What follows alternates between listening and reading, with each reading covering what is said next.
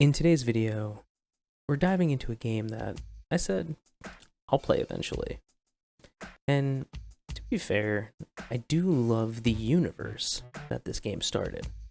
I mean, it's got games, mods, comics, books, and hell, it recently got a TV show that, for a video game, was honestly amazing.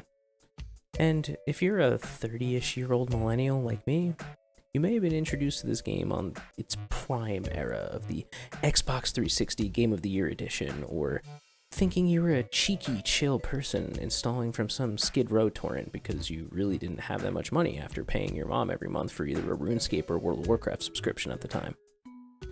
But I'm not talking about Oblivion. I'm not alluding to Skyrim. Heck, we're not even talking about Baldur's Gate or even Wasteland, one of the true oldest CRPGs. Today, we're asking, should you play the CRPG that saved the genre? We're asking, should you play Fallout, a post-nuclear role-playing game? War. War never changes.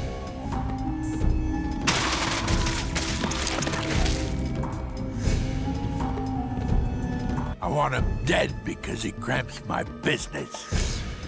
So, what are you doing for me? Oh, this is excellent. You know, I actually doubted my officers when they said they'd captured a prime normal.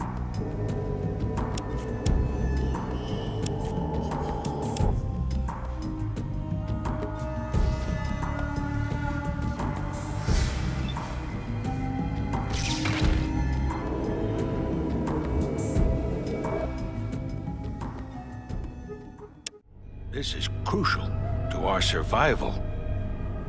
And frankly, I think you're the only hope we have. To begin, we should probably go over what a CRPG is and how it fares against all the other RPG acronyms. A CRPG is actually a computer role-playing game. The acronym is really born out of the tabletop role-playing games that were being played out, throughout the 1980s and maybe the 70s. A great example that everyone may know of is D&D, or you may know it as Dungeons and Dragons. Comparing CRPGs to some of the other games we've covered in this series, CRPGs looked to replicate that tabletop experience, which differed from text-based RPGs and, of course, the Japanese RPG. A lot of the time, a CRPG seems to fall more into a Western RPG, or a WRPG, which usually features darker graphics, older characters, and a sense of realism. But the big stressor to become a CRPG, or at least in the community of CRPG fans, is that it tends to focus on role-playing and the player's character through their attributes and skills. Relating this back to Fallout 1, they actually were building their game off of two things in the mid-1990s: the success of Wasteland from 1988, and GURPS, which stands for Generic Universal Role-Playing System. But as the game had reached its testing phases, it actually had to move away from GURPS because Steve Jackson, the creator of that system, objected to the amount of violence and gore within the Fallout game. At least, that's what Interplay's statement on the matter is. So this caused the game's designers to create the Fallout-specific system called Special. And if you've played any Fallout game, you know that Special has its own flares, perks, and setup within the RPG universe. But why does this matter? From a historical standpoint, CRPGs were in a bit of a downturn, at least when looking at financial success. It's just not where the games were being focused. I mean, looking into the year prior in 1996, the big titles were Super Mario 64, Sakura Wars, Tomb Raider, Enemy Zero, Street Fighter Zero 2, Tokyo Wars, and Donkey Kong Country 2. Other big titles included Quake, Tekken 2, Civ 2, Wave Race 64, Resident Evil, Command & Conquer Red Alert, Super Mario RPG, Pokemon Red and Blue.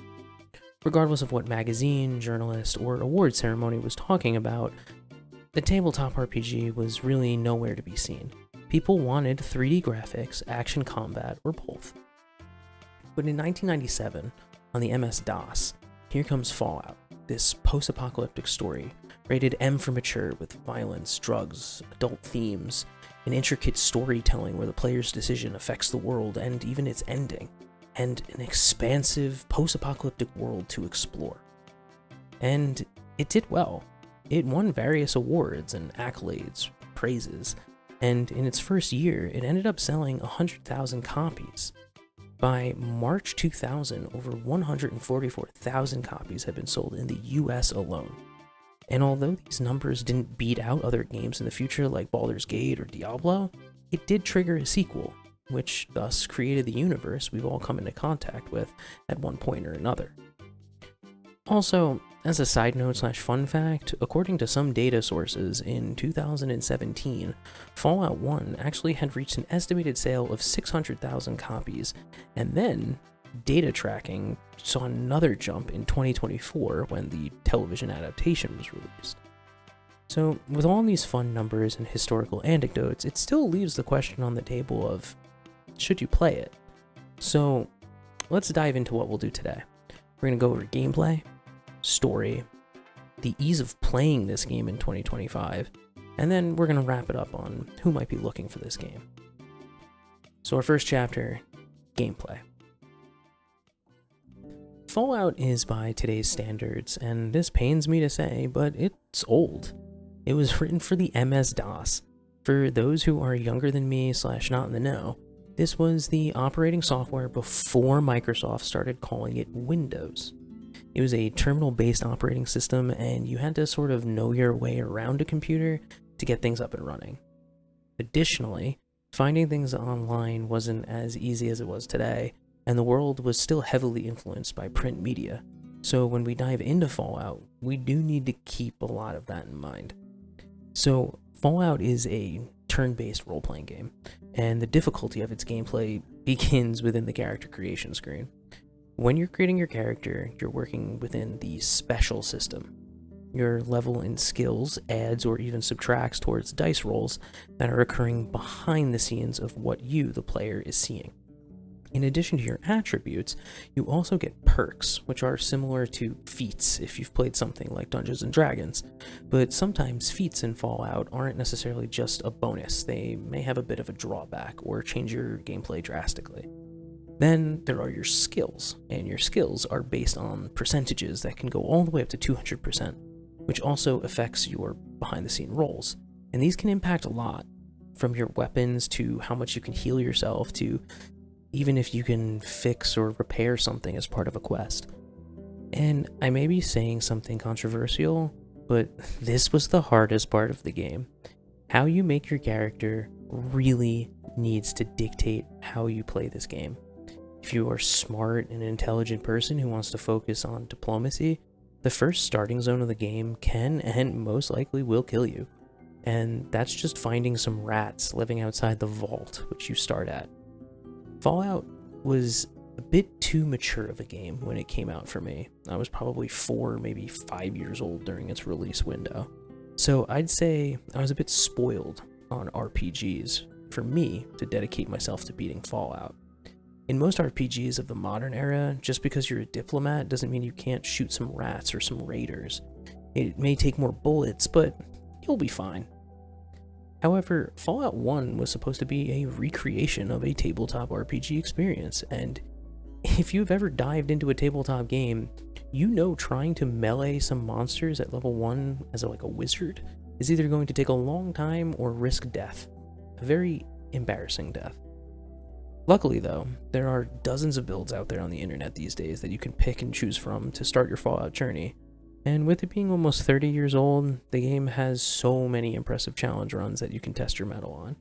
I actually ended up using a starter build from another YouTuber who saved my rear after my 3rd or 4th attempt into the game. I'm going to leave a link to their video as I think it was the exact push I needed to get going into the Wasteland. So outside of the starting area, Fallout really throws you into the mix, and we'll touch more on the story in the next segment of the video, but there's actually a timer that starts when you play the game. You have a certain amount of days to complete this main quest, or you will actually fail, and the game story will end with that event being a specific ending. And I'll be honest, that was a bit intimidating for me. I love exploring in RPGs, and the idea that resting too much or skipping days in the wasteland would end that part of the fun. However, the amount of time you have is 150 days, which is way more than enough. With that timer in mind though, I sort of wanted to try things differently. I wanted to jump into the gameplay that's being provided here. So I chose to dive in and focus on the main story quest. If people had some quests for me and I could do them on the way, me, the Vault Dweller, would help them. And that's what I did. Fallout's gameplay is really, and I don't know how else to stress this, really up to you. You can use any skill, can inspect any object or person. Do you want to try using your doctor or science skill on that sick person? Go for it. You want to trigger combat and try gunning everyone down in the area? Well, good luck with that. It's probably 1 versus 50 people. Do you need money? Well, try bartering with any of the NPCs that can engage in conversation with you. But even with all of these options, Fallout really doesn't want to hold your hand. In my previous video about Elden Ring / should you play games that hate you, I talked about the unforgiving nature of certain games and how they want you to overcome the challenge set forth. But I think in retrospect, when discussing a game like Elden Ring, it was a combination of mechanical skill set and being clever. When playing a game like Fallout, it's about role-playing, and it's about realism and thinking things through. I'll give you a non-spoiler example, but early in the game you get a clue on how to solve a crisis that has you on this 150-day timer. But to get to this area, you need to descend an elevator shaft. But here's the issue. You can't go down. You can click on the hole, you can inspect it, you can try every skill you have, but you can't go down dozens of feet. So what do you need, you may ask? Well, you need a rope. Where's the rope? Well, it's up to you. Maybe the nearby settlement you pass through has one for sale. Maybe there was one stashed away in a farmer's house. Maybe you didn't see it when you were using the inspect button. And that's exactly what happened to me. There was a rope in a house that I had seen, and instinctively I picked it up. Then had to find it in my inventory and use it on the hole just to continue this quest. And that's Fallout's gameplay in this silly nutshell. Fallout sets the stage for you to act on, which is a lot of fun. You get to live this post-apocalyptic fantasy, from fighting raiders, irradiated monsters, taking care of yourself from, ailments, broken bones, radiation poisoning, and you're meeting people of all walks of life with their own issues that you can choose or not choose to help them with. And outside of the role-playing aspect, another big portion of Fallout is going to be its combat and its action points. So this is a turn-based style with Fallout, and it operates solely on this thing called action points, which to me has some interesting merits.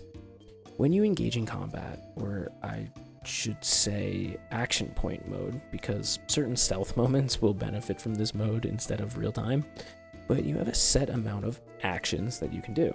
That means movement, interacting with an item, using your inventory, skills, and of course, attacking. Although most things only take a few action points, and depending on your skills and perks with weapons, you should be able to attack 1 to 2 times. 3 or more if you've built your Vault Dweller around using that weapon or a fighting style. This simple calculation really does become a tender balance to survive the situations that the Wasteland's going to throw at you.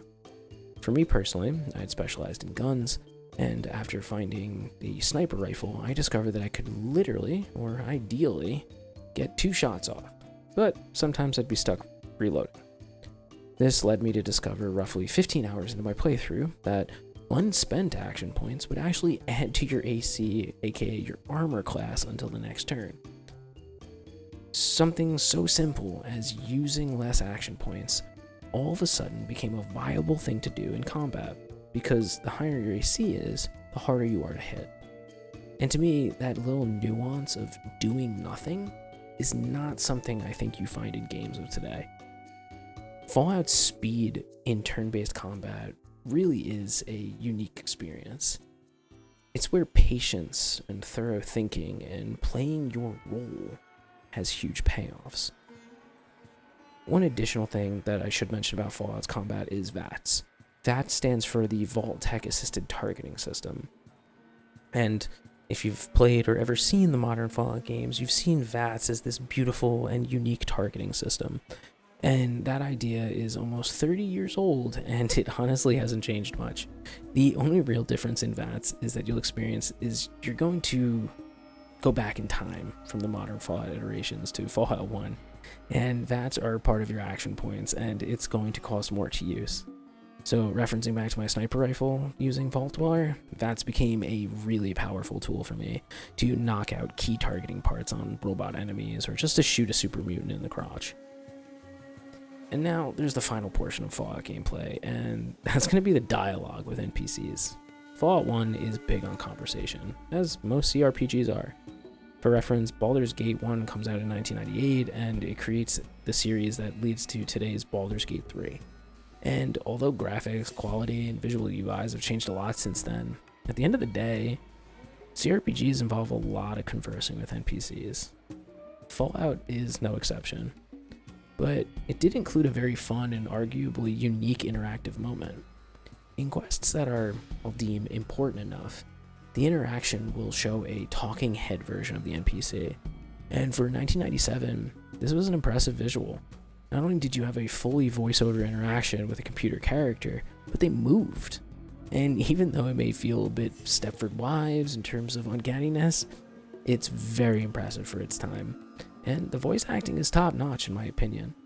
And without spoiling anything specific, the ending boss in the game has some of the most unique voice acting and editing to me to this day. Something that not only plays perfectly into the story, but will also leave an impacting impression on your days, if not years later from your playthrough. It's very unique, and I enjoyed it a lot. So through these dialogues, though, I'd say these are the moments that the role-playing aspect truly comes into play. From lying, intimidating, flirting if you choose, Fallout 1's dialogue options are, even by today's standards, pretty open and expansive. It may not be as spiraling and if you can think it, you can do it, as a real tabletop RPG could, but not every decision and action boils into a good, neutral, or bad choice. Something that we see pop up even in more recent RPGs. But moving from gameplay, I think this is where we can touch on the story of Fallout 1. So, let's talk about the story. I'm going to talk a lot about the story of Fallout 1, but I'm not going to spoil anything groundbreaking within the game. I want to talk about the start of the game, some of the companions you can find, and how player choices can impact the game. If you're afraid that this 25-plus-year-old game could be spoiled by this conversation on my end, I totally understand if you want to skip this segment. So Fallout 1 begins with you as the Vault Dweller. After the character creation, your Vault's leader tells you that the water chip, the chip that keeps all the water purified, is busted, and it can't be repaired. They know of another vault a few miles away that you should be able to get to, knock on their door, and hopefully get a replacement. So off you go. That's it. There is the time limit I mentioned, but I also mentioned you got plenty of time. In my previous attempts at this game, I think I never really made it past the initial area without dying to these rats or a scorpion as soon as I left. But now, with a proper build and an urge to run through all of my 10mm ammo, I set off east. Through the initial part of the game, by clicking on the map's markers, you begin to traverse the wasteland, and you're going to discover Shady Sands, this small farming village, and this becomes the real tutorial, and an opportunity for you to be a role player. And if you've ever played a tabletop RPG, you know where this is going. There will be a few intro quests, moments to learn, buy, and sell things with the NPCs of the town, and then you can head back out. And in Shady Sands, that's what you get. A kidnapped daughter, an ex-thug who's willing to become your companion and join your story, that beloved rope I mentioned, and a bit more about the vault that you need to find. And it turns out that it's been opened up and it's abandoned, but it might still be worth checking out. And from this point on, you've probably guessed it, you'll have to continue to find that beloved water chip, which is going to lead you down a path of meeting ghouls and trading caravans, raiders, drug dealers, super mutants, and doomsday cultists.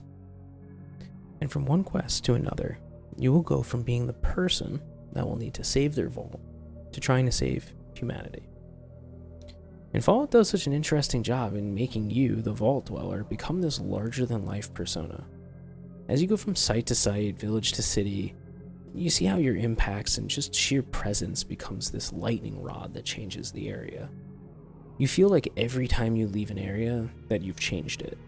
If that's for better or for worse, it really does feel up to you as the player.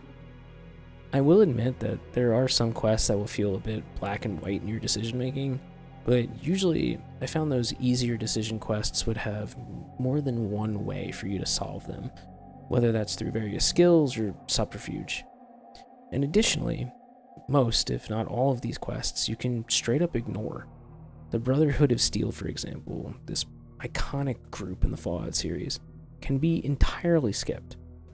Personally, I think without their power armor, I would have never beaten the game in my limited knowledge of the gameplay and the builds, but hey, it's your choice on how you beat this game, and that's a refreshing style of gameplay. Now, the one thing I want to touch on for the story, and I do feel a bit odd saying this, the final act of Fallout 1 is so good. It is such an amazing climax of everything you've done throughout the game. The story, plot points, text journals that you can discover and read, just how it all connects, even to what seems like minor characters. The history of the cataclysmic events of the apocalypse. It just all comes together, and you can literally make world-ending choices.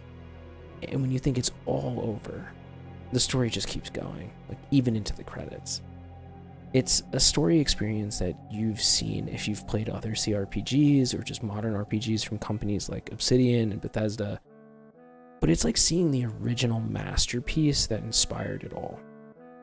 All in all, the last chapter is just inspiring from a storyteller's perspective, a tabletop RPG player, and just stories in general.